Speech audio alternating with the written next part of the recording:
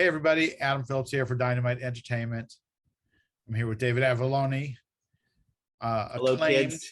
acclaimed writer, and he's back with a new project. But before we get into it, I want to remind everyone, please hit the like and the subscribe button so you don't miss any upcoming content on our YouTube page.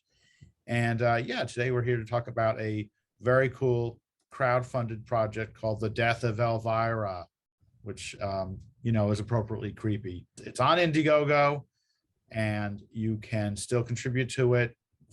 The campaign's still going. It screeches to a halt on April 15th, and because it funded in 66 minutes. Yep. Appropriate. Yes. 66 minutes and let's say 6 seconds. Just yeah, exactly. So David, tell us about this story a little bit. So I hear there's a death.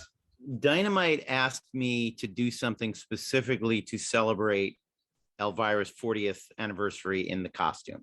She started in 81. We were talking about this in 2021. And I thought a retrospective of her whole life and career would be great. But that's not a story. And it's particularly not a horror story. And I feel a little bit compelled to tell a story rather than just string together some anecdotes. So I thought about how big comic book companies handle big anniversaries. And I thought, oh, let's kill her. Yes. If DC can do it to Superman, and it will be far less permanent, actually, than what they did with Superman. But yeah, the plot hinges on a mysterious stalker kills Elvira. And at the wake, a lot of people are standing around telling stories about her. And this is a way to tell the story of Elvira. Nice. And it was being done at around the same time that Cassandra was writing her memoir. It wasn't done. It would have helped me a lot to have it finished. So instead, what I did was me, Cassandra, and my wife, Augusta, all went out for dinner and drinks at the Dresden. And I said, tell me anecdotes that people will tell about you at your funeral. tell me the fun stories. And they're all amazing. You can read the true versions of them in Yours Cruelly, her memoir. The trick that I do, the gag of the book, is it's Cassandra's life if Cassandra had been Elvira her entire life. Nice. So we see her 8 years old in a black dress with a giant beehive, and that's a hilarious sequence. Thank you. Well, that's I don't think it's a spoiler because we've been posting about it a lot. But when we were working on that sequence, I didn't even have I hadn't quite told the artist yet that I was concerned about this. But I was concerned about drawing Elvira as an 8-year-old girl, because that could be the creepiest, most inappropriate thing if you do it wrong. And while I was struggling, I like to present problems with their solutions rather than here's my problem. So I was thinking about what I was gonna do with that. And before I even got to it, Sylvia Califano, the artist, sent me a drawing of Elvira and Gonk as Lucy and Snoopy.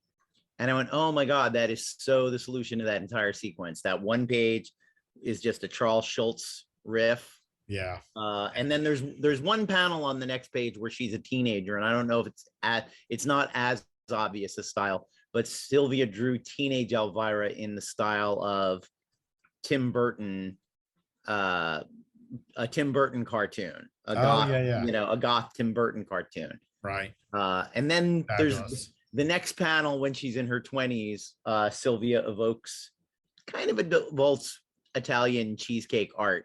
Not quite Milo Manara, but in that neighborhood.